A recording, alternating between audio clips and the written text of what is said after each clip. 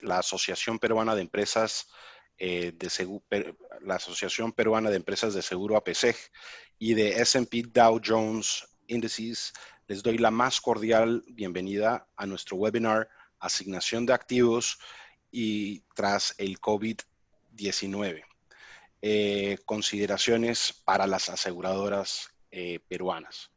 Quiero agradecer a Manuel González de S&P Dow Jones Indices y a su equipo con quien ideamos y organizamos este webinar. Manuel es director senior Client Coverage América Latina, Cono Norte. Cuenta con más de 24 años de experiencia en los mercados financieros latinoamericanos. Rodrigo Cuevas, básicamente, le paso la palabra a Manuel para, para que haga su presentación. ¿Qué tal? Buenos días a todos y muchas gracias, Andrés, y también aprovecho para agradecer a PSEC, en específico a Héctor, con quien ambos hemos construido este webinar, este evento.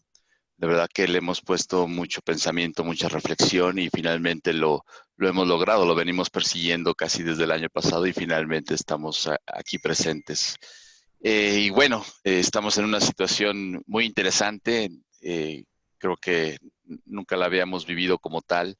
Y bueno, esto nos da oportunidad para pensar y reflexionar. Ya lo platicábamos un poco antes del inicio, una conversación con Andrés, de que efectivamente estos tiempos de COVID, de pandemia, nos han hecho acelerar algunos cambios y encontrar nuevas soluciones y alternativas. Y es así como S&P Dow Jones Índices, junto con la Bolsa de Valores de Lima, hemos hecho una alianza desde ya hace 5 años y en ella nos hemos comprometido no solamente a desarrollar índices, hemos tratado de ir más allá y hemos tratado de buscar espacios de reflexión, de compartir conocimiento y por ello de alguna manera nos hemos acercado a PSEC precisamente para cumplir con este objetivo, ¿no?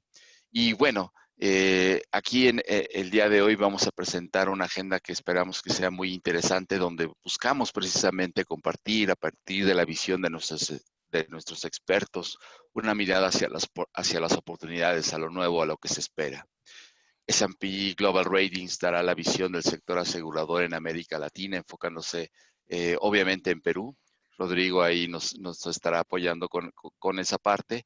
Y posteriormente con Volcker vamos a hablar precisamente de cómo se ha desarrollado el tema, las experiencias que se han dado en el aspecto de IFRS 17. Entonces ahí nos vamos a enfocar. Luego vamos a tener un segundo bloque donde precisamente vamos a buscar las últimas secciones, van a ser más prácticas desde un punto de vista de inversiones, ya sea en un momento para cómo se pueden utilizar los índices desde un punto de vista pasivo o desde un punto de vista como referencia o para cubrir pasivos o invertir en excedentes. Mi colega y amiga María Sánchez precisamente hablará de este tema, abarcando tanto acciones como deuda. Y luego Francisco Sebastián de Wellington, a quien de verdad le agradezco muchísimo que nos acompañe el día de hoy, pues nos compartirá su visión sobre tendencias globales en asignación de activos del sector asegurador. Como podrán, tenemos una agenda bastante completa que realmente, insisto, junto con APC buscamos que fuera lo más interesante, lo más actual y bueno, estoy seguro que vamos a cumplir con este objetivo. Y bueno, simplemente gracias a ustedes por acompañarnos y Andrés, te regreso a los micrófonos. Muchas gracias, Manuel. Antes de comenzar, quiero comentarles que durante el webinar estaremos recibiendo sus preguntas por medio de la función de Q&A mismas que cubriríamos al final de las presentaciones. Al terminar la sesión, se les hará llegar un cuestionario sobre su experiencia. Con este webinar agradecemos mucho sus respuestas para saber qué otros temas les gustaría que se les presentase a futuro. Y adicionalmente, pues comentarles que vamos a tener presentaciones en español y también en inglés. La presentación de Volcker va a ser en inglés.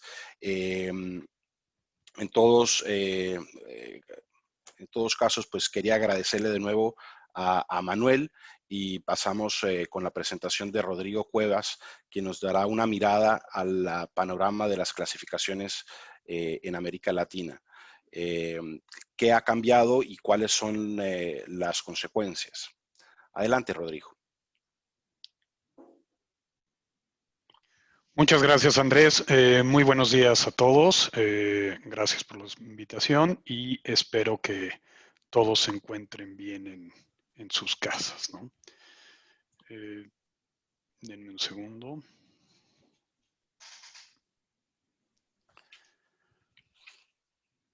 Y pues bueno,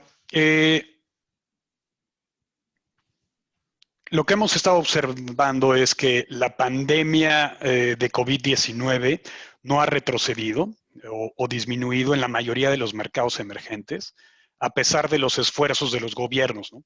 Y solo algunos mercados emergentes han progresado, ¿no?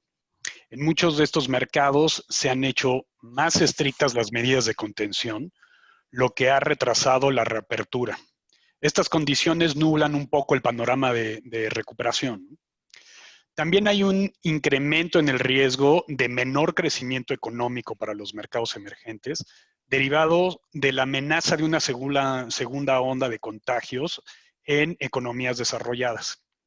El regreso de las medidas de aislamiento en estas economías desarrolladas con el objetivo de evitar la segunda ola puede resultar en un pesimismo en cuanto al nivel de la demanda en el comercio y en precios de commodities, frenando la recuperación que se ha observado recientemente en estos mercados.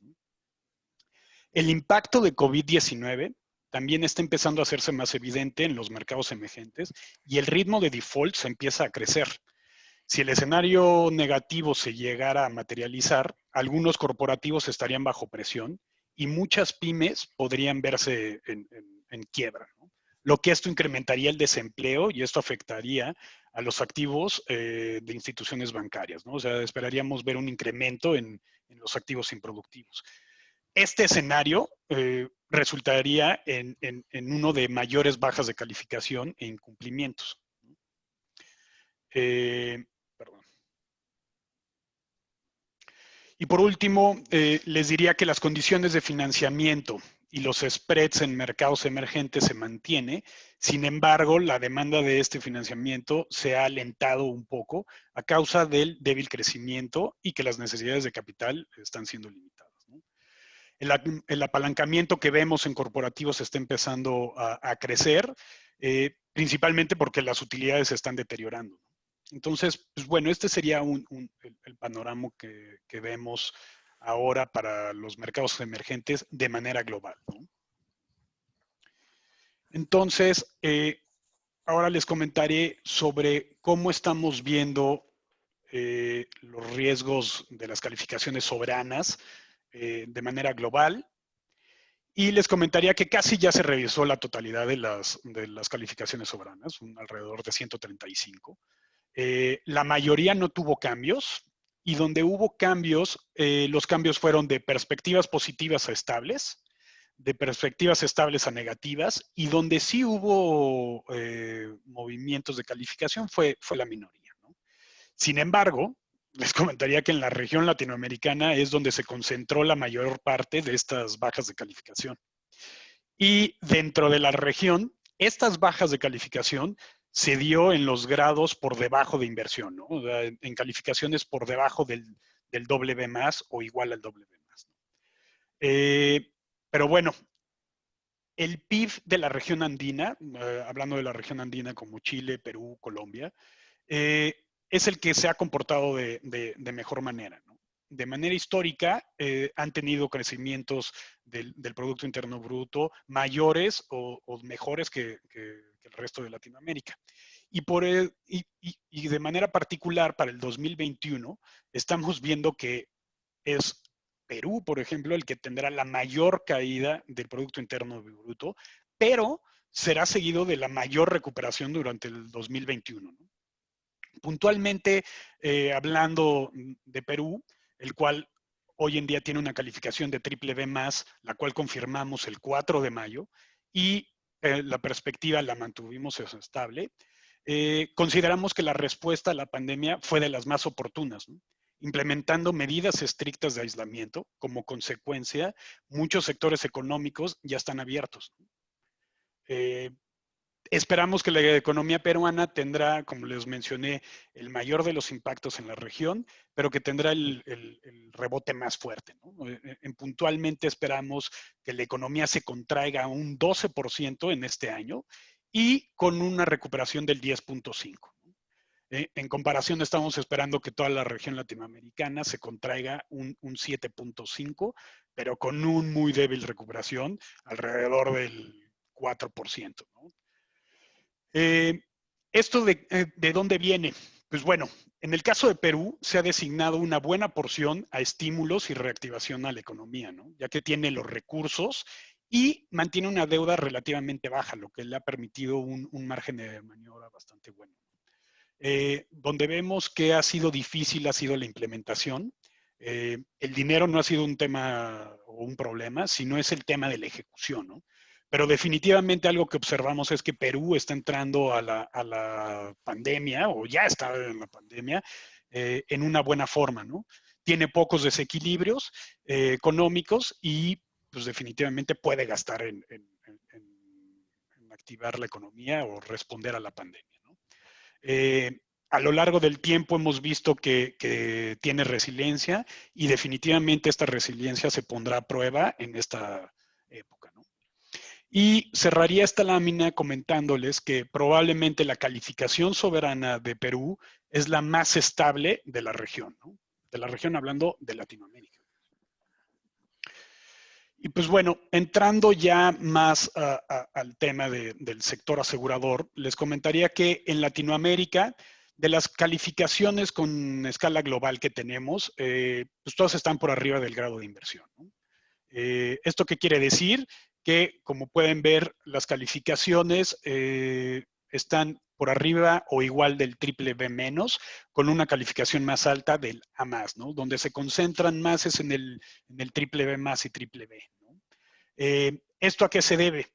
Esto es que las aseguradoras, su calificación están en unos casos arriba del soberano, pero en su gran mayoría al mismo nivel de sus respectivos soberanos, ¿no? O de las calificaciones soberanas de los países donde están domiciliados.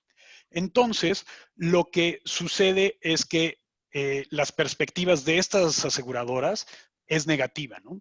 Y no es tanto por un tema de que veamos los fundamentales de las aseguradoras deteriorándose. Es más bien la calificación soberana la que tiene una perspectiva negativa. Nosotros limitamos las calificaciones de las aseguradoras al mismo nivel del soberano. Entonces, en el caso de que exista una baja de calificación, por ejemplo, de Perú, que no es el caso, las calificaciones de las aseguradoras vendrían a la baja, ¿no? Pero bueno, lo que sí observamos en la región como factor clave es que las compañías aseguradoras han mostrado también resiliencia durante esta primera ola de la pandemia, con niveles de capitalización fuerte y adecuados niveles de liquidez, lo que ha detenido la propagación de bajas de calificación dentro del sector, ¿no? No prevemos dentro de este año que el margen técnico se vea fuertemente impactado. Esto ayudará a mitigar la contracción que sí estamos viendo en los volúmenes de emisión o de volúmenes de negocio, ¿no?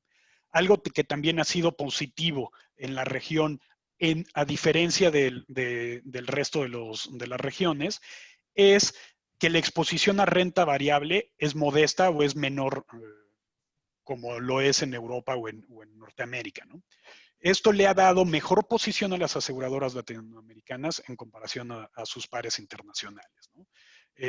Donde las pérdidas derivadas por valuación fueron fuertes y esto erosionó durante el segundo trimestre del 2020 el capital, ¿no? Y de manera general, todavía existe espacio, también como factor clave, todavía existe espacio para el reaseguro, ¿no? Como lo que le puede dar una fuente adicional de capital o liberar capital y mantener liquidez a las compañías en la región. Podríamos empezar a observar que las holguras en los niveles de capitalización se empiecen a erosionar en la medida en la que las pérdidas de evaluación se vayan dando. Esto no es un escenario que creamos que va a pasar, pero pudiera darse, ¿no? Y que los siniestros vayan acumulándose, ¿no? Y ahora, como un tema de retos, les comentaría que aun cuando no es nuestro escenario base, una recuperación económica global que se prolongue puede resultar en un impacto más profundo en los mercados financieros, ¿no? ¿Esto qué es lo que sucedería? Que la erosión en el activo empiece a poner presión o deteriore el capital y las utilidades que puedan generar las aseguradoras, ¿no? Esto aunado a una mayor contracción en el volumen de negocio. Puntualmente, contracción en primas emitidas de las aseguradoras, ¿no? Y esto totalmente puede suceder en Perú, ¿no? Y en caso de que se diera este escenario, podría venir bajas de calificación, ¿no? Otro problema o reto que observamos es en cuanto al segmento de pequeñas y medianas empresas, ¿no? Las pymes. Este segmento tradicionalmente ha representado un segmento atractivo para crecer en el sector asegurador, ¿no? O sea, este sector de middle market en temas de ya sea de vida o de daños, pues proporciona un buen volumen de ticket a las aseguradoras, con cierto nivel de pulverización del riesgo adecuado, a comparación de grandes corporativos donde se empieza a concentrar o puede haber una concentración de riesgo, ¿no? Y lo que nos preocupa es que este segmento será el que tendrá el mayor impacto derivado de la pandemia, ¿no? Es donde veremos una mayor contracción y, como lo mencioné anteriormente, puede haber quiebra de pymes, ¿no? ¿Qué sucedería si esto pasa? Pues se traduciría en una menor demanda del seguro, al igual que un incremento en la cancelación para las aseguradoras, y se traduciría en menor conservación, ¿no? Y seguiría poniendo mayor presión al tema de la prima emitida total, ¿no? Otra cosa que observamos es que, resultado de las medidas de contención de la pandemia, de manera general, la movilidad se redujo notablemente, ¿no? Esto benefició al mercado en términos de siniestralidad, o sea, puntualmente el seguro de auto o seguros de vehículos tuvo una mejora y los resultados técnicos han sido mejor. Sin embargo, si esto lo combinamos con una contracción en el volumen de negocio, junto con bajos niveles de interés, y habiendo tenido una experiencia de siniestralidad baja, pudiera esto traducirse eventualmente en presiones en los precios de autos, ¿no? Y esto hacer que los márgenes se vuelvan más estrechos. Este escenario lo que se traduciría sería en presión en utilidades, ¿no? Y también les comentaría que nuestro escenario base contempla que los niveles de tasas de interés se mantendrán bajos, ¿no? De por sí los niveles ya son bastante bajos, pues bueno, ahora lo que estamos observando es que esto se mantenga a lo largo de los siguientes 2 o hasta 3 años, ¿no? Que en conjunto con el punto anterior, los 2 puntos anteriores que les mencioné, pues esto va a seguir exacerbando la presión sobre la generación de utilidades de las aseguradoras, ¿no? Entonces consideramos que las aseguradoras que tengan una buena diversificación en sus canales de distribución, que cuenten con reconocimiento de marca y socios comerciales, serán los que puedan mitigar el efecto, sobre todo de la contracción del volumen, y subsanar estas presiones sobre la rentabilidad. Y por último, les comentaría que también nuestra perspectiva sobre el sector reasegurador global es negativa. Entonces, pues bueno, llevan un par de años los reaseguradores donde no han logrado cubrir el costo de capital, y ahora con tasas cada vez más bajas, pues esperamos que exista un endurecimiento en los costos de reaseguro. Entonces, si bien lo planteábamos como que existía espacio para ceder riesgo y hacer uso del reaseguro en la región, lo que les puedo comentar es que sí, pero se van a incrementar los costos de reaseguro, y esto pues también afectaría al tema de rentabilidad de las aseguradoras, ¿no? Pues bueno, esto sería todo por mi parte. Muchas gracias. Le regreso la palabra a Andrés. Pues muchas gracias, Rodrigo. Muy interesante tu presentación. Ahora le doy la bienvenida a Volker Kudus, quien nos hablará sobre la norma contable IFRS 17 y consideraciones para las aseguradoras peruanas. Les recuerdo que la presentación de Volker va a ser en inglés y pues sin antes le doy la bienvenida a Volker. Welcome, Volker. Thank you very much. Thanks a lot, Andres, and good morning, everyone. Let me briefly share my screen.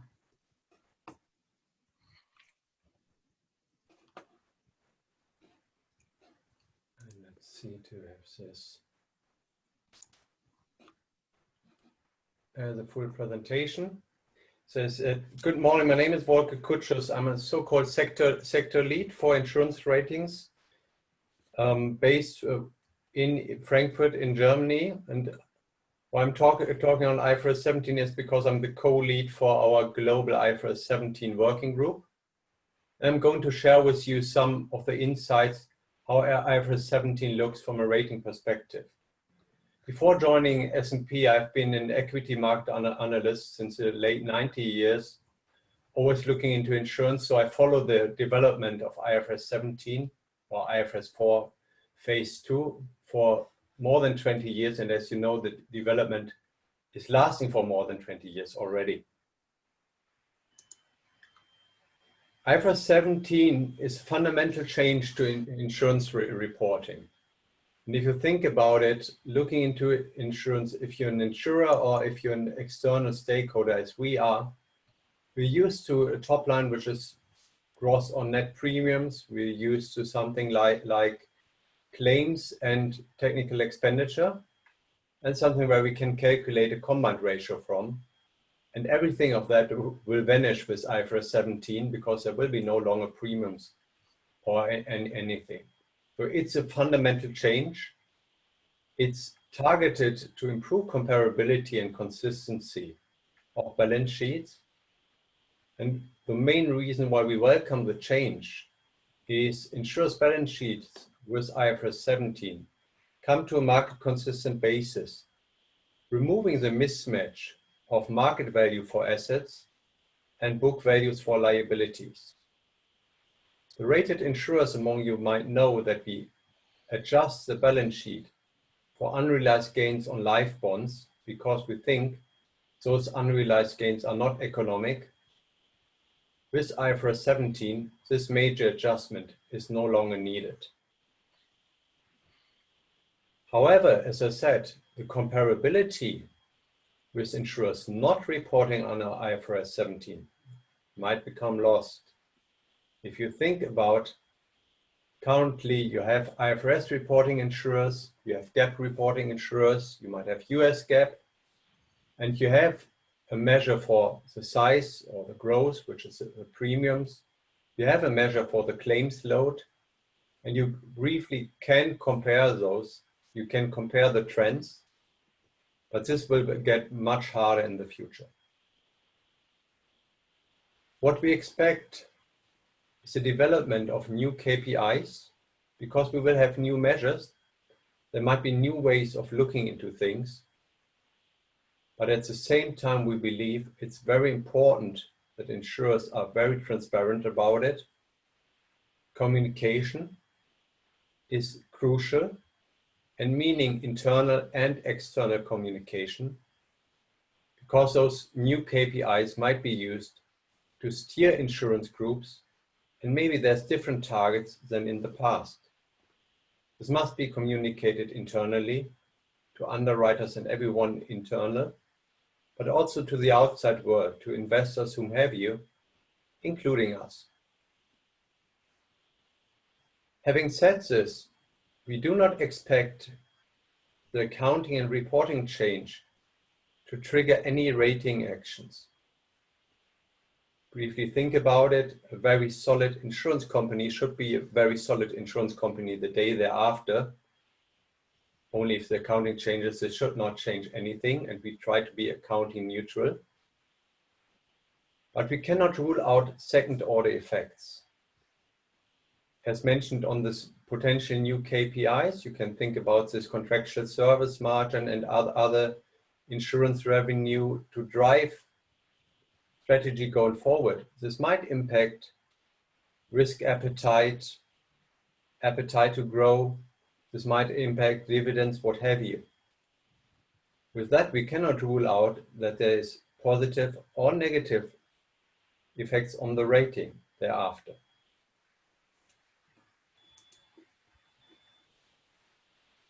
On the impact, first of all, as said, we are accounting neutral, and you can believe us, we work quite a lot to get insurers and other corporates on an apples-to-apples basis already now, because we want to be consistent not only in one region or not only with one gap, but globally. So we have many adjustments we apply to local gap, to IFRS or US gap, to get to an apples-to-apples basis in our rating assessment. With that, we also expect IFRS 17 itself not changing any ratings. But there's several elements in what we do where might be effects, at least additional workload or additional discussions we need with our clients. One of those very central, besides looking into the balance sheet, is also looking at operating performance. And operating performance with us is always based on a peer review. Is an insurer consistently outperforming peers? Is it underperforming peers on a consistent basis? This will get harder if we have closest peers and one is reporting under IFRS and one under local GAAP, or one under IFRS and one under US GAAP. So with that, we would assume IFRS will change some of the metrics. It will impact ROE, return on revenue, return on assets. If the peer group moves to IFRS, we can compare IFRS against IFRS. It will get harder if we compare IFRS against US GAAP, for example, or local GAAP. Life companies are more affected than non-life. Non-life change is not as dramatic as for the life side of things, but obviously with the long-standing back books in life insurance, you can think about the effect is much bigger. Assets are in tendency larger for life companies, and IFRS 17 is folding in embedded value into the accounting, which is helping because there's no separate embedded value needed any longer. At the same time, there's more change to come. With the contractual service margins, the profit development may be delayed, or in many cases will be delayed. And with that, reported shareholders' equity might shrink on introduction. And there's several options insurers can use with introduction, where we also will have some interaction with our clients to understand which options has been chosen. With a lower number of capital, leverage potentially can increase. And there's some questions on capital treatment, as for example, the contractual service margin for sure has some capital characteristics, but we will have to investigate how much credit we can give for that capital.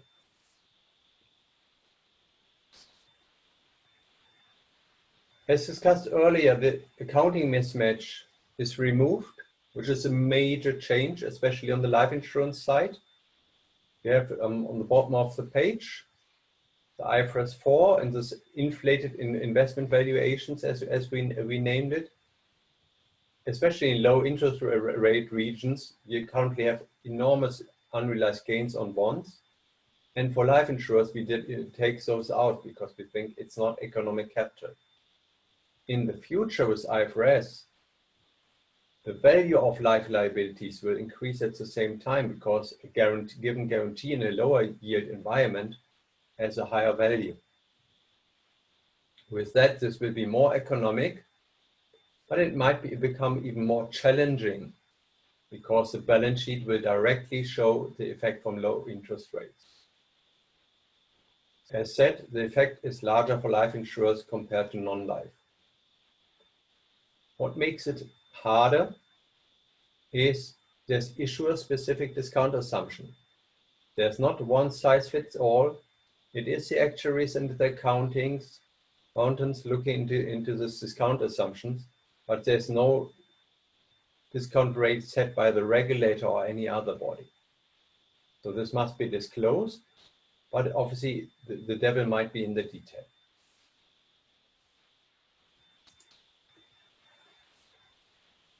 Here we say IFRS 17 offers new information at a cost, and with cost we not mean the cost for implementation. There is material cost to it, but we believe this cost for having the system upset, having maybe new accountants and more actuaries hired for that is not material enough to impact anything in our rating assessment.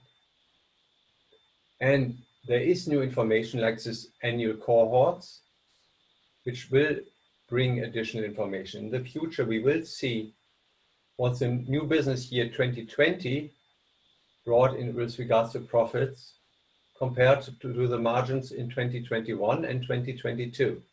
And in 2023, we can assess how 2020 developed. So there is more information to come, but there's also information lost. And there might be information we ask our clients about because it's no longer disclosed. And there's other information which might not longer be accessible. With this graph here, we picked one important item, which is receivables. At least from a credit rating perspective, it's pretty interesting to us. And currently under IFRS 4, we see the number of gross receivables and gross payables. And obviously there's some credit risk to the receivables. And we charge for it in our view of capital. Under IFRS 17, you only will see the net receivables or the net payables. But you no longer have a mandatory disclosure of the gross numbers.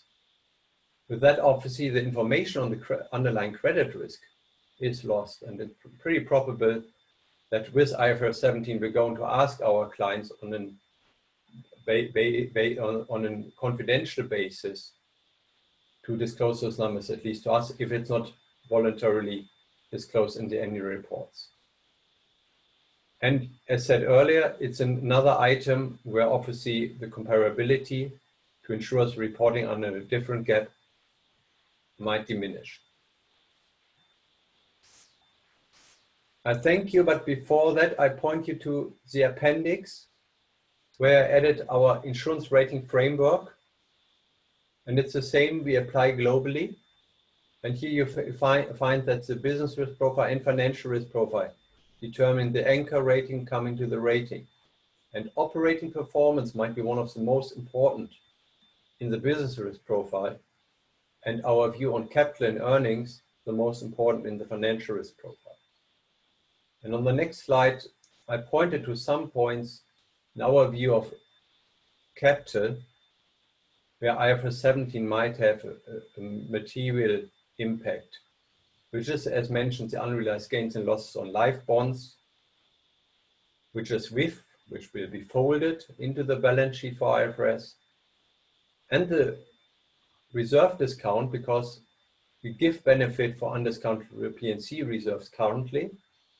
In future, IFRS 17 will discount those reserves already. So this is implicitly there already. With that, I welcome your questions at the end of the session and hand back to Andres. Thank you. Well, thank you very much, Volker. That was a great presentation. Vamos a pasar otra vez al español. Le recuerdo, como acaba de decir Volker, que las preguntas que tengan las vamos a resolver al final de las presentaciones con muchísimo gusto.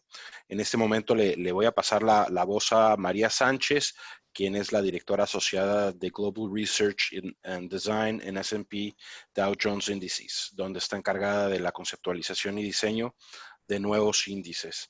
Adelante, María. Muchas gracias, Andrés. Bueno, yo voy a platicar en esta presentación en 3 diferentes secciones. Primero vamos a ver cómo han reaccionado los mercados ante la emergencia de COVID. En la segunda sección vamos a ver algunas estrategias, específicamente renta variable. Y al finalizar va a ser un poquito de innovación. Entonces, bueno, vayamos viendo qué ha pasado, ¿no? Primero, pues hemos visto a todos los bancos centrales del mundo bajando las tasas de interés. Esta presentación está el 25 de agosto. De hecho, aquí Colombia ya está en 2%. Y las tasas, como decía Rodrigo, pues tienen esta tendencia de estar bajas y seguir bajando en los próximos años. Lo que hemos visto también en la curva nominal es que al principio la parte larga empezó a seguir... la parte corta ha seguido totalmente los movimientos del Banco Central, mientras que la parte larga al principio agregó un poco de prima por plazo, prima de riesgo. Sin embargo, esta apreciación de mayor riesgo en el futuro sí ha sido menor a la apreciación que se ha tenido en otros mercados, ¿no? Y después, con el paso del tiempo, se ha ido disipando esta angustia de mayor riesgo en el largo plazo. Y como ven, las tasas de más largo plazo ya están muy pegaditas a como inició el año en el 2009. Por supuesto, la curva está mucho más empinada, pero esto tiene más que ver con el cambio en las tasas de interés. Ahora, sabemos que el tipo de cambio en Perú no se mueve mucho. Sin embargo, el 18 de marzo tocó su máximo histórico, estando en 3.57 casi, ¿no? Por otro lado, la renta variable en todo el mundo se pintó de rojo en marzo, ¿no? Y seguido después de algunos meses de recuperación un poco más discreta, pero esto te habla de un muy fuerte drawdown inicial y ya después tuvo una recuperación que ha sido un poco más paulatina. En cuanto a la renta variable local, lo que hemos observado, y aquí estamos poniendo una ventana desde el 2006 hasta el 2020, es que en marzo del 2020 fue el segundo peor rendimiento, justamente solamente después del 2008, cayendo en un solo mes 21%. Y por supuesto, la volatilidad implícita pues está por encima del promedio. Ahora, ¿qué hemos visto en este contexto con los diferentes clientes y personas que nos consultan? Bueno, pues hay mucho interés por mantener activos líquidos, para poder hacer frente a posibles salidas de capital, ¿no? Segundo, es apetito por soluciones defensivas. Y en este punto voy a inclinarme hacia la parte de renta variable. Y tercero, pues también búsqueda de ventanas de oportunidad, pues no solamente la volatilidad se ha incrementado, sino que también la dispersión, como pueden verlo en esta lámina, siempre por encima del promedio histórico. Entonces, bueno, para Perú vamos a empezar platicando sobre algunas estrategias de renta variable. Nosotros ya sabemos que la renta variable pues es más volátil, con más riesgo que instrumentos de deuda, ¿no? Sin embargo, pues algunas de las estrategias que presentaremos aquí, pues podrían ayudar al portafolio, quizá a los de excedentes o a los de largo plazo para poder potencializar sobre todo en las alzas, ¿no? Empezaremos con la parte de dividendos.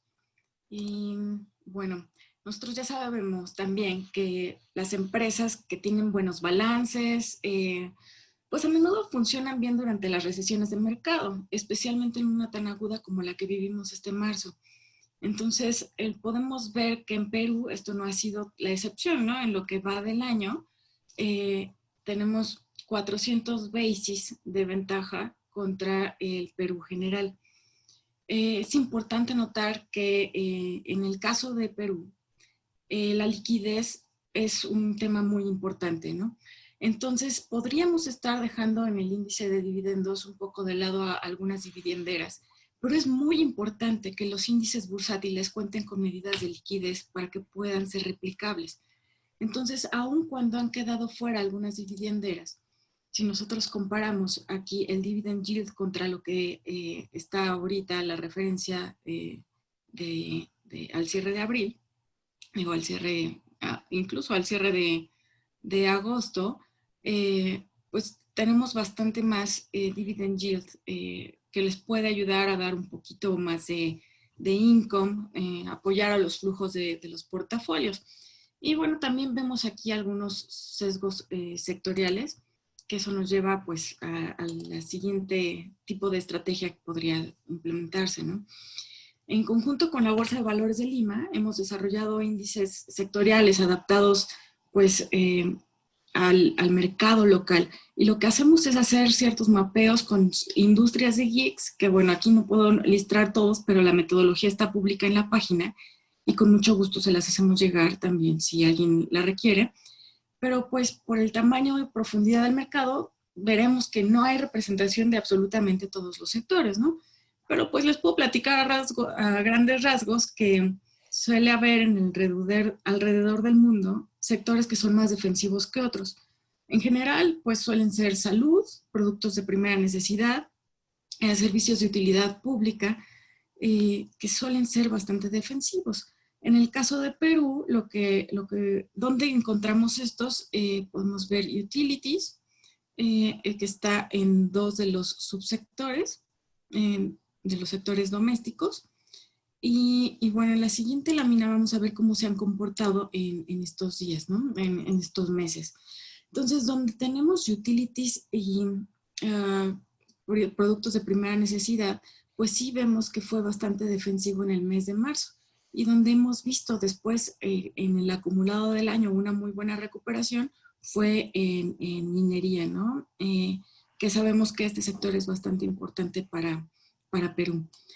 A todas las estrategias que tenemos nosotros de índices se les puede agregar una capa de control de riesgo, ¿no? Ya después les podremos platicar un poco más en qué consiste esa capa, que básicamente va mezclando deuda de corto plazo con cualquier índice por si se necesitara. Y ahora, pues bueno, ahí viene la siguiente sección que es como de innovación.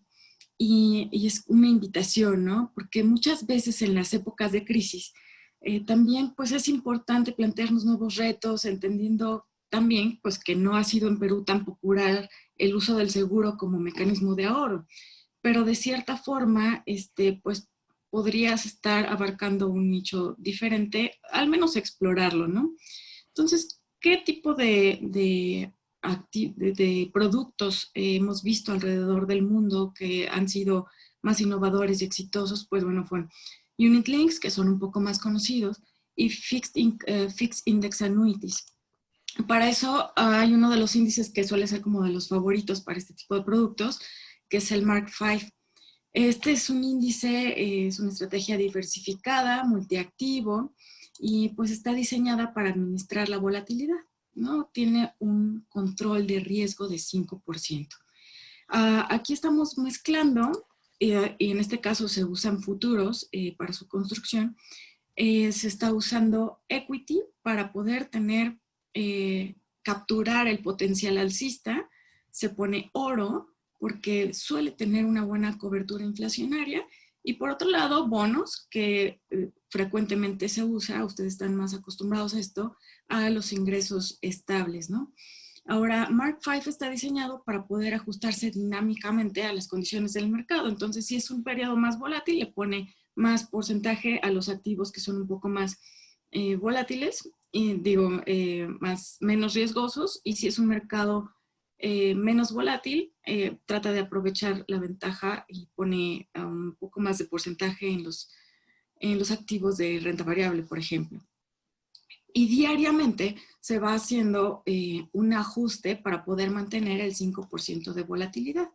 Si de plano es un mercado muy volátil, incluso echa mano de la liquidez, ¿no?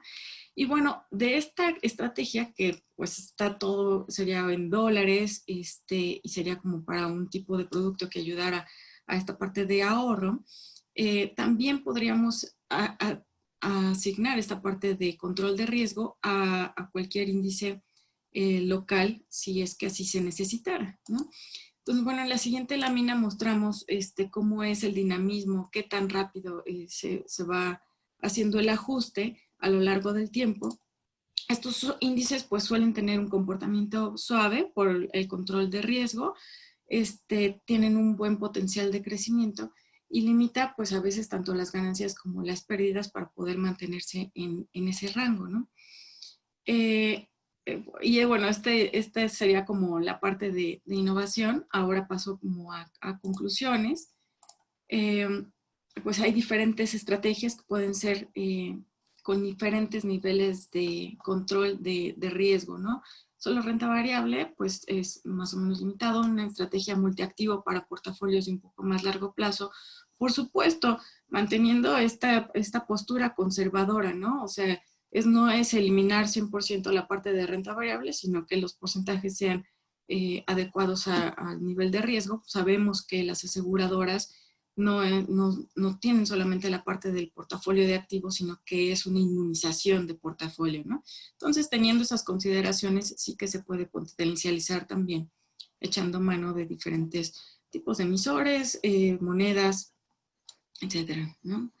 Y bueno, con esto les agradezco mucho su atención y le regreso la palabra a Andrés. Perfecto, pues muchísimas gracias, María. Interesante la presentación.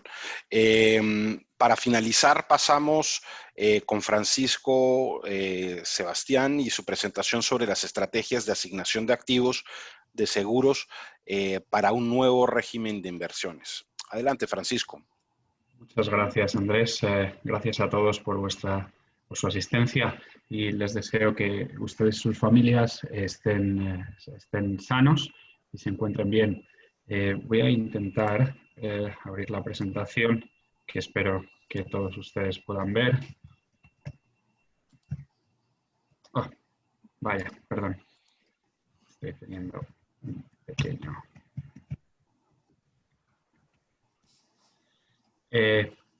Bien, confío en que todos ustedes puedan ver ahora mismo la presentación.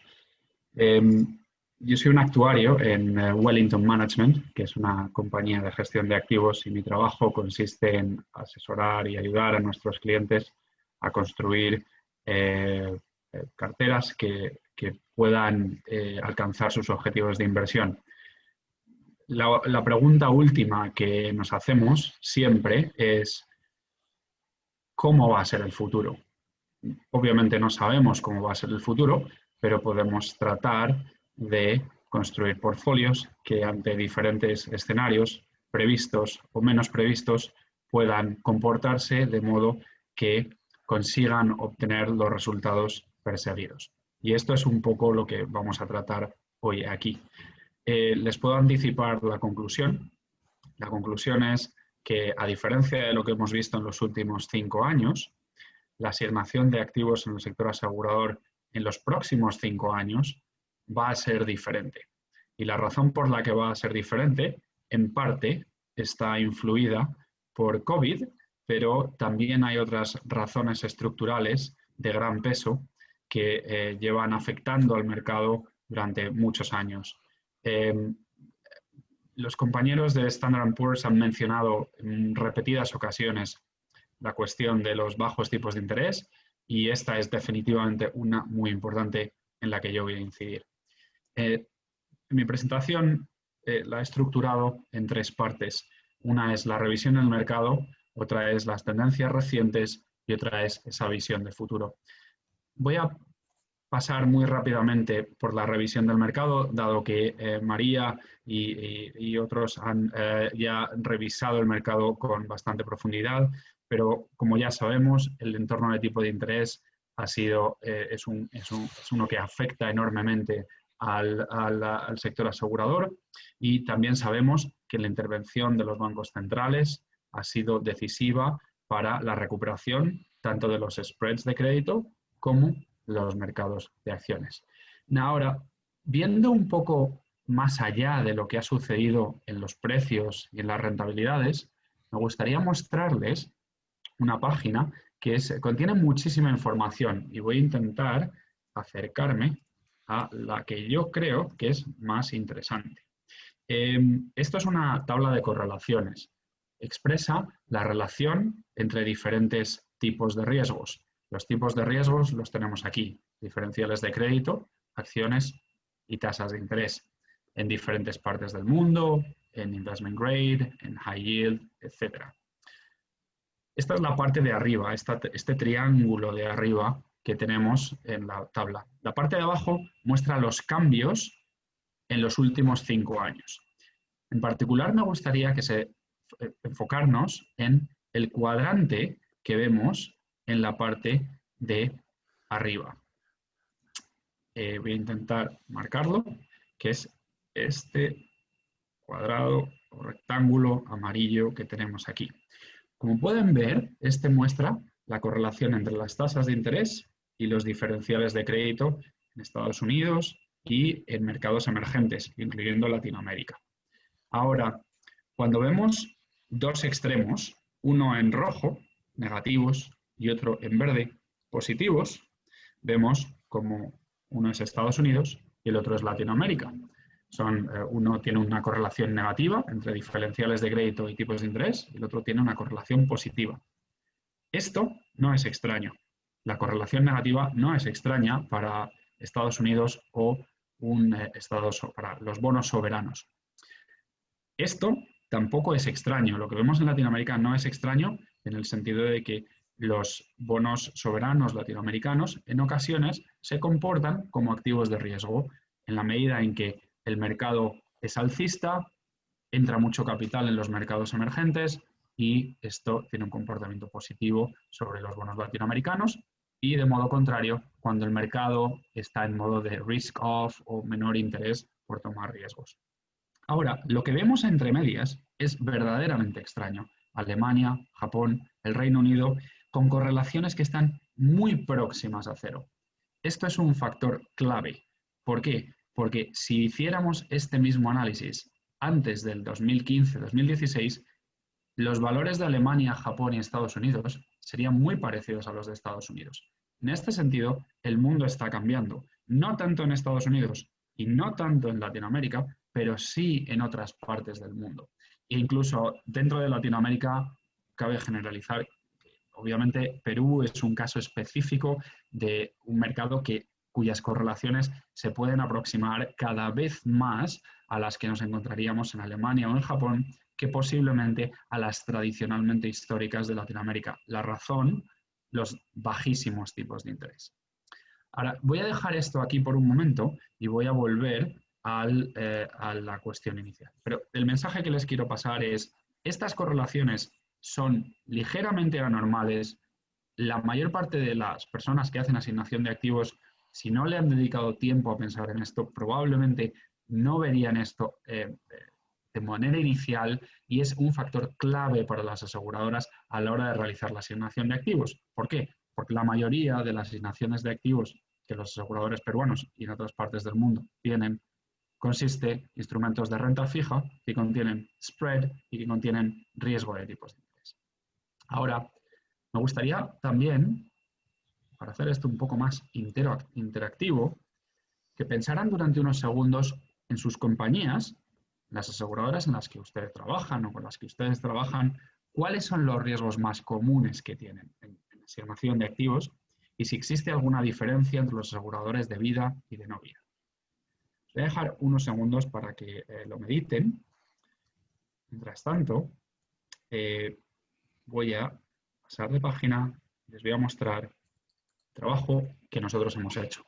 Hemos utilizado el modelo propietario que Wellington hemos desarrollado, su modelo cuantitativo que trata de medir los riesgos económicamente. También lo hacemos bajo sistemas regulatorios como de Solvencia II, pero aquí solo voy a mostrar el riesgo económico.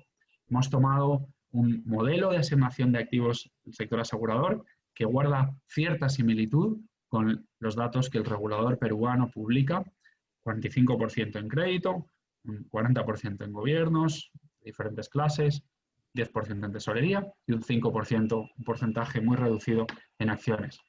Como podemos ver, cuando traducimos el gráfico de la izquierda al gráfico de la derecha, que es el riesgo, la volatilidad, lo que vemos es que la parte marrón, crédito, y la parte azul clara, acciones, dominan tanto en el seguro de vida como en el de no vida.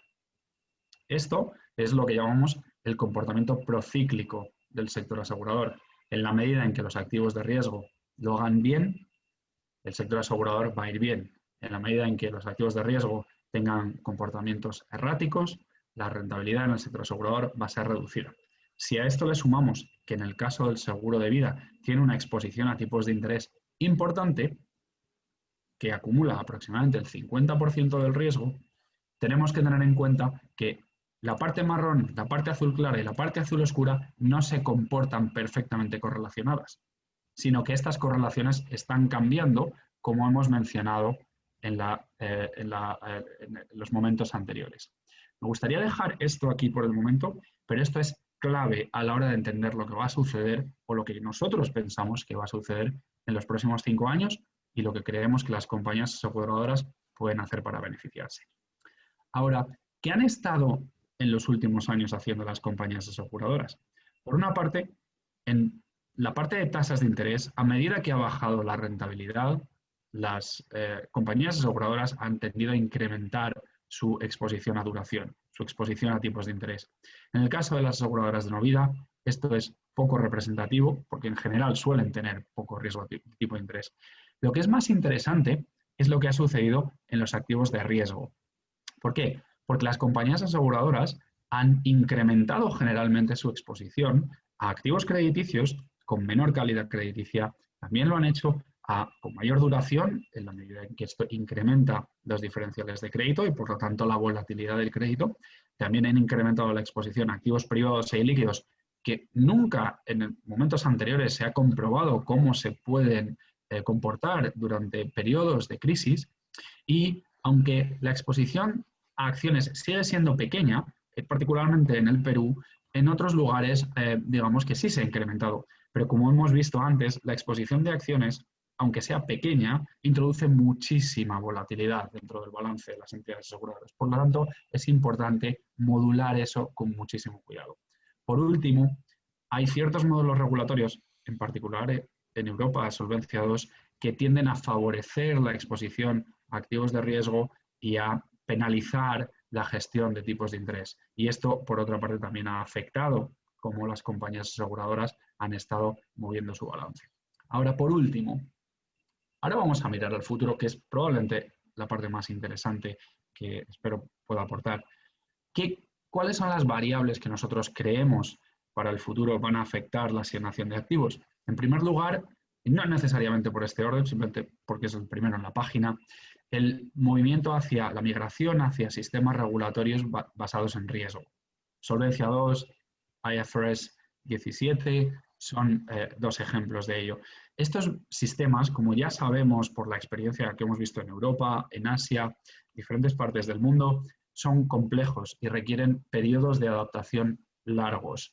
Esto implica desarrollar conocimiento dentro de la compañía y en ocasiones, para los aseguradores peruanos que están, entiendo, el sistema regulatorio está en migración actualmente, puede beneficiarse también de la experiencia que yo y mis compañeros y Standard & Poor's y otros tenemos habiendo hecho esa transición en otros lugares. Creemos que eso puede proporcionar una ventaja competitiva y reducir el periodo de adaptación. En segundo lugar, otro factor importante es el cambio en la correlación en tipos de interés. Vuelvo al gráfico este tan complejo que mostraba antes. Los modelos de asignación de activos que simplemente asuman que las correlaciones históricas se van a mantener, nosotros pensamos que tienen la posibilidad de producir resultados erróneos y, como consecuencia, llevar a asignaciones de activos que no son ni buenas ni malas, simplemente no van a conseguir los objetivos deseados. Pueden incluso conseguir grandes resultados, pero no lo que se deseaba.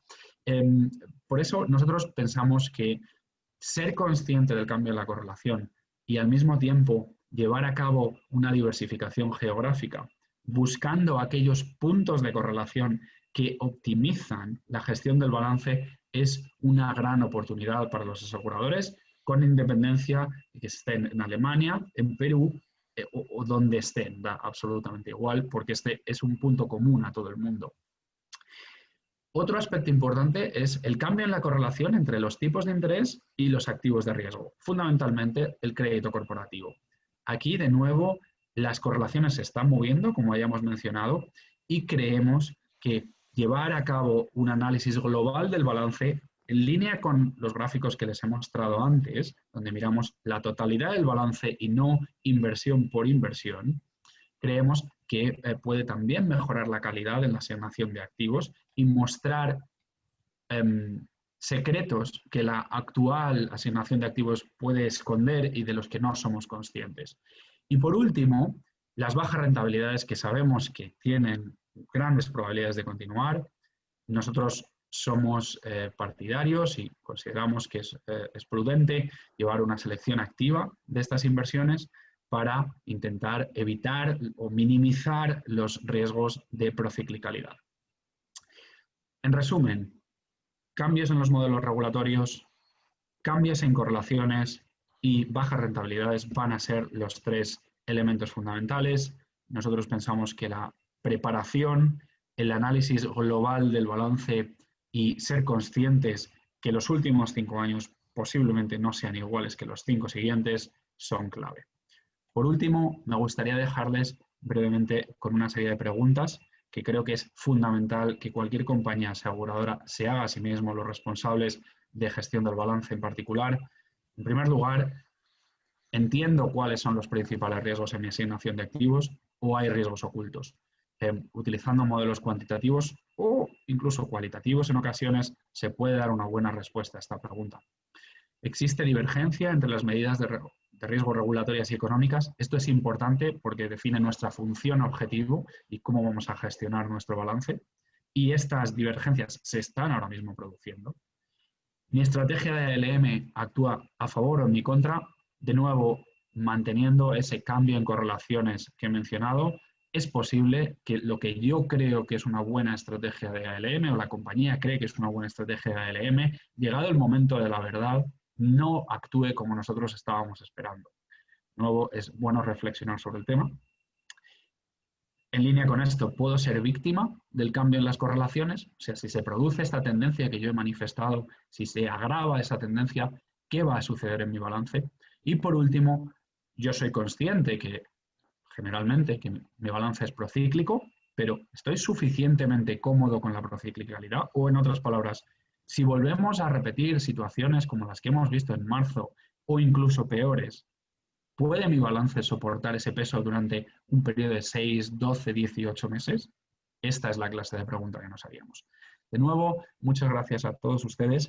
Espero que, obviamente, si tienen cualquier pregunta, no duden en ponerse en contacto con nosotros. Estaremos encantados de discutir estos temas, debatirlos con ustedes y proporcionar más información. Muchas gracias a los organizadores también y buena suerte a todos. Pues muchas gracias, Francisco.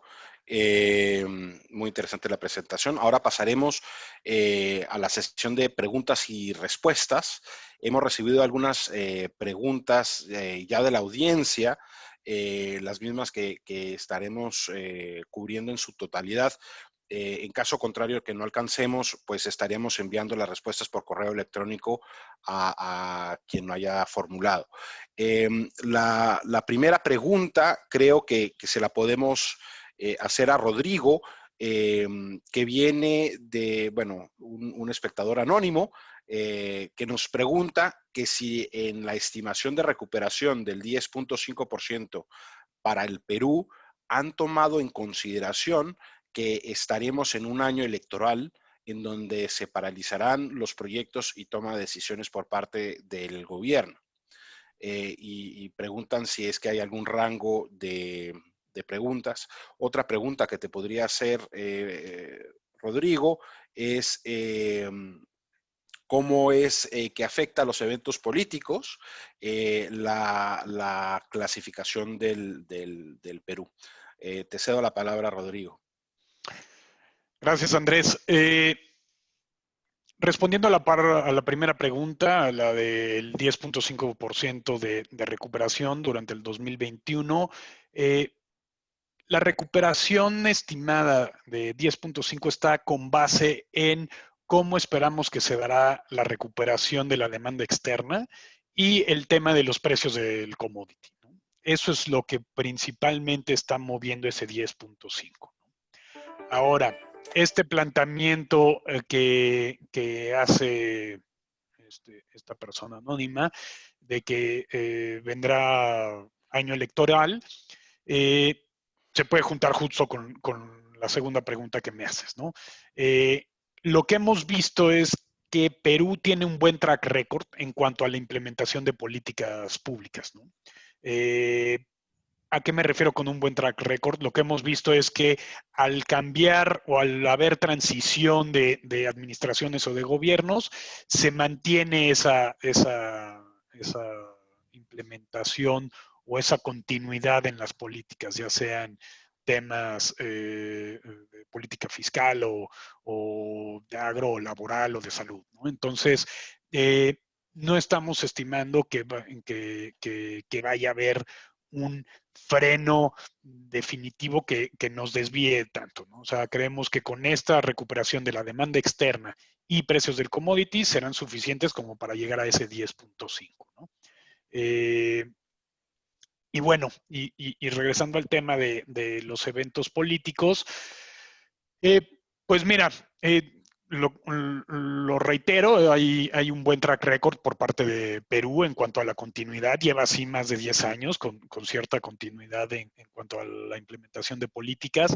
Esto sustenta el rating y pues hemos observado que ha habido cambios o que ha habido ciertos periodos de estrés recientemente y te comentaría que nuestro criterio de calificación no se enfoca tanto en pasajes temporales, sino más en reitero, en este historial de cómo se comporta el gobierno en un largo plazo, ¿no? Entonces, pues con respecto a temas de elecciones, por ejemplo, creemos que o confiamos que Perú va a mantener esa continuidad en políticas, ya lo mencioné, fiscal, monetaria, tipo de cambio, apertura económica, y es por eso que mantenemos una perspectiva estable. Perfecto, pues muchísimas gracias, Rodrigo, por la respuesta. Otra pregunta que nos hacen, esta podríamos dirigirla a María, es una de Richard Newman, que pregunta qué tan buenas son las inversiones inmobiliarias en este momento. Esa podría ser una que tal vez nos puedas ayudar. Y José Luis García también nos pregunta por qué las bajas tasas de interés afectan a las compañías de seguro. Te cedo la palabra, María. Muchas gracias, Andrés. Bueno, sobre la parte inmobiliaria, nosotros no tenemos en Perú un índice inmobiliario, sin embargo, sí tenemos algunos de REITs alrededor del mundo. Y lo que ha sucedido en estas inversiones, pues depende de su sector, ¿no? Entonces, las inversiones inmobiliarias que están orientadas hacia hotelería, por ejemplo, pues sí han sido bastante dañadas. Entonces, más bien es como si alguien tiene interés en hacer un tipo de inversión orientado a inmobiliarias, va a tener que fijarse muy bien en qué segmento, en qué tipo de digamos, subsector inmobiliario está orientado, ¿no? Ahora, ¿cómo es que las tasas bajas afectan a las compañías aseguradoras? Bueno, pues las compañías aseguradoras pues tienen sus compromisos que son los pasivos y tienen la inversión de las reservas como parte de los activos, ¿no? Entonces el riesgo de reinversión, si tú tenías una tasa, si tú habías comprado un bono con una tasa, estoy inventando, de 10%, y de pronto vence el bono y ya nada más hay en el mercado tasas de 1%, entonces ahí tú tienes un riesgo de reinversión. Ahora, por otro lado, en las tasas en los productos de más largo plazo, me imagino, por ejemplo, dotales, ya sea en soles o en cualquier otra moneda, si tú tienes comprometido dentro del dotal una tasa que vas a pagar a tu inversionista y tú no eres capaz de adquirir esa tasa dentro del mercado, pues vas a tener un balance perdedor, ¿no? Vale. Bueno, pues muchas gracias, María. Podemos tratar de hacer algo diferente y es que si desean pueden levantar la mano y hacer una pregunta directa y de esa manera pues podemos hacer esto un poco más interactivo. Erika, te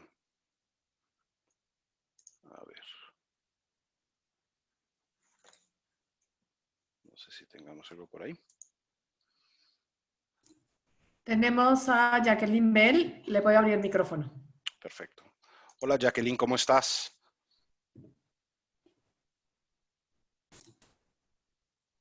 Jacqueline, ¿estás? ¿Nos escuchas?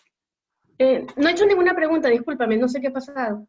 Ni he movido la computadora. Ok, perfecto, no te preocupes. ¿Quieres hacer alguna pregunta? No, por el momento no, gracias. Bien, perfecto. Bueno, pues pasemos a otras preguntas que nos han hecho. A ver, Carlos Alcázar pregunta, ¿hasta qué punto se verán afectados los seguros de vida específicamente, sobre todo los referidos a los que son comercializados por Banca Seguro? Esto lo podemos aunar también a la pregunta de qué pasará, digamos, con las pólizas de vida con factor de capitalización que actualmente vigentes, que si el capital acumulado será sujeto a disminuir por una futura reducción de tasas de interés. Francisco, tal vez creo que tú podrías ayudarnos con la respuesta a estas dos preguntas. Sí, sin duda. La respuesta es sí, se ven afectados. Puede haber dos formas de verse afectado. Una es en los productos existentes, a través de menores bonus, menores formas de retribución al asegurado. La segunda, que es la que viene a ser más común y es lo que ha sucedido en la mayor parte del mundo, ha sido que las aseguradoras han intentado retener la rentabilidad en los productos existentes, pero han comenzado a comercializar productos donde el nivel de la rentabilidad o no estaba garantizada o la rentabilidad garantizada ha sido muy reducida. Por último, María lo mencionó también en su presentación, Unit-Linked es sin duda el gran ganador de este tipo de movimientos en las tasas de interés y donde el riesgo generalmente se ha transferido al asegurado frente al tradicional riesgo que mantenía la entidad aseguradora. En resumen, sí el movimiento en tasas de interés y en rentabilidades afecta a los seguros de vida, afecta en cierta medida a los seguros ya existentes, afecta sobre todo a las pólizas que se desarrollan y que se comienzan a comercializar y por último también ha abierto un nuevo horizonte a que los aseguradores dejen de tomar el riesgo directamente y se conviertan más bien en gestores de activos un poco a través de pólizas Unit-Linked. ¿Responde esto a su pregunta? Confío que sí, si no, por favor, no dude estoy contento de elaborar un poquito más si es necesario. Vale, pues muchas gracias, Francisco. Acá tenemos más preguntas que sobre el seguro, el impacto sobre el seguro del IFRS 17. Volker, I'll hand this one off to you. Will IFRS 17 boost the comparability and consistency or potentially widen the gap? I'll hand that one off to you. And the other question would be, what would be the difference between registering on a health insurance under IFRS 4 and IFRS 17? Thank you. Thanks a lot, Andres. And it's a good question. So in theory, and this main target of IFRS 17 is to increase consistency. And this may be also a bit a holistic view because it also should increase consistency to other sectors, not only within insurance, but also make insurance more comparable with regards to thinking of revenues to other sectors like corporates. So this obviously is the target, but obviously in many regions, not everybody will transfer to IFRS 17. With that, the difference, as said earlier, might increase. We are already working a lot as an external stakeholder and getting insurers on an apples-to-apples basis. And there's already a fair chunk of analysis needed for this, because actuaries in-house might have different discount assumptions whatsoever already. So with that, we can assume potentially the gap is widening, but we might have more information to request on a confidential basis, maybe, and then come to a better consistent basis. So in theory, it will be more. And obviously the thinking about annual cohorts also might add more information, which we simply don't have available and which insurers don't have available in that granularity currently. On the other question on health insurers, I would assume it's pretty much dependent on, obviously, on the kind of health insurance. If it's health like P&C, so very short term, then obviously there will be not too much of a difference, and you can better understand the transition. If it's health with life characteristics, with very long-term characteristics, you will face the same issues with his life. And for those, obviously, assets will look different, capital will look different. So the bigger difference is in long-term health and short-term health. We would assume it's very much in line with what we see for P&C, where the change is much smaller.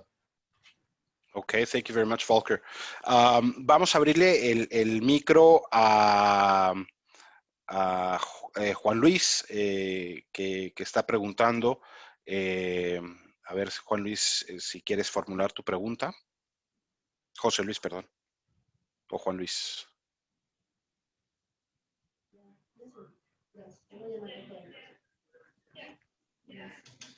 Hola, te escuchamos, Juan Luis.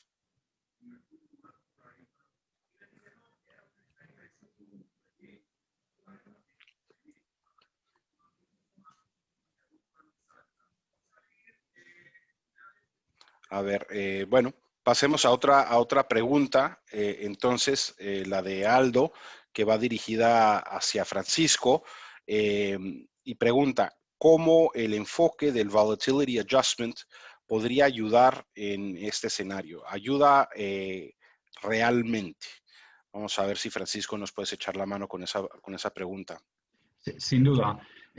Para aquellos que no conozcan lo que es el Volatility Adjustment, es un componente de Solvencia II en el que lo que trata es de reducir el impacto que los cambios en los diferenciales de crédito tienen sobre el conjunto del balance. De modo que una situación como la que hemos vivido en marzo, donde los diferenciales de crédito, los spreads, se movieron mucho, digamos, tiene un impacto mucho más reducido que el que hubiera tenido si Volatility Adjustment no se hubiera aplicado. En la práctica, el objetivo es que las aseguradoras no tengan que estar tan preocupadas por el día a día y los movimientos en el mercado a corto plazo, sino que puedan tener una visión a más largo plazo.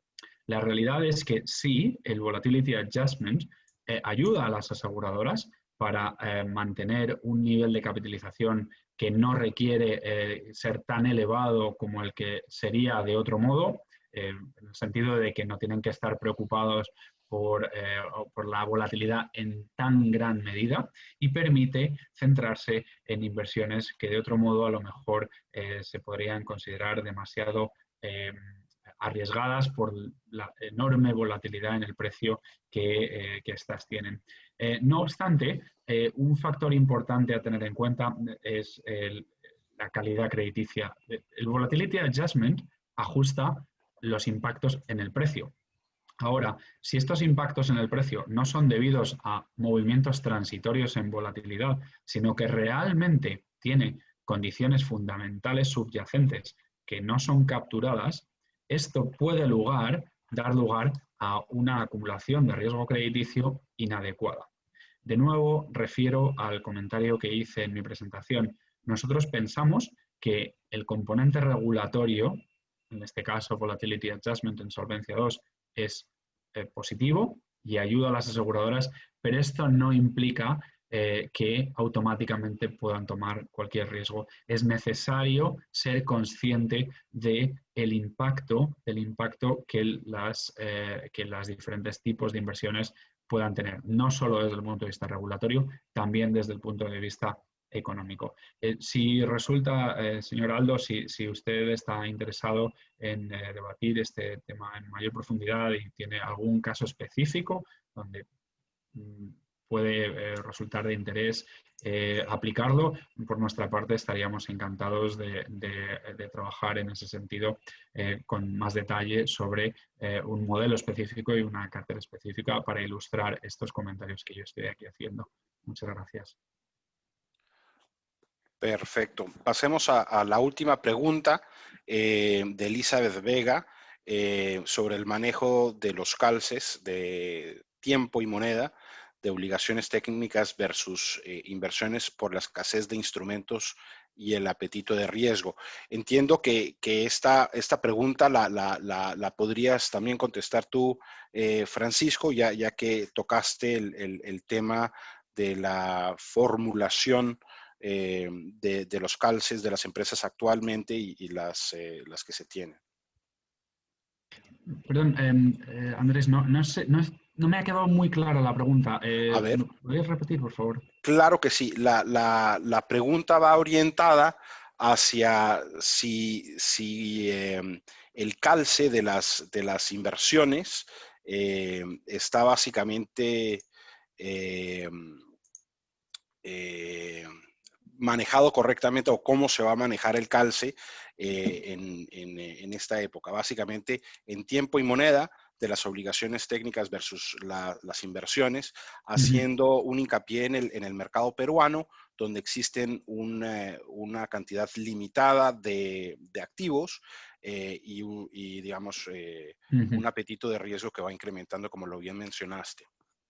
Entendido, sí, ya me ha quedado claro, gracias. Bien, de nuevo, refiero a los comentarios que hacía antes. Es importante preguntarse a uno mismo, ¿mi ALM, mi calce es correcto o no va a funcionar a la hora de la verdad como yo esperaba? En este sentido, de nuevo, es difícil dar una respuesta con certeza porque ni yo lo sé, ni creo que la Fed tampoco lo sabe, ni el Banco Central de Perú puede dar una respuesta a eso porque nadie sabe exactamente cómo las correlaciones van a evolucionar. Pero lo que nosotros pensamos es que el enfoque tradicional de mantener un gap en el calce, en la diferencia de duraciones, de sensibilidad, tipos de interés entre activos y pasivos, ahora mismo no es menos peligroso de lo que era hace 5 años. Aunque el coste de mantener, en el sentido de pérdida de rentabilidad, se ha reducido, de mantener un diferencial negativo, la realidad es que la volatilidad en tipos de interés ahora mismo es tan sumamente elevada que tiene un impacto económico bastante importante en las compañías aseguradoras. Por lo tanto, aunque las compañías se han estado centrando muchísimo en el riesgo de crédito y en el riesgo de acciones, todavía pensamos que, y lo hemos comprobado, por cierto, en lo que llevamos de año, que ha sido fundamentalmente tipos de interés el elemento primordial que ha movido el balance de las compañías. Por lo tanto, de nuevo, insisto, es importante ser consciente de que el calce, el ALM, es un punto clave. Específicamente en Perú, resulta un poquito más complicado dado que el mercado es poco profundo.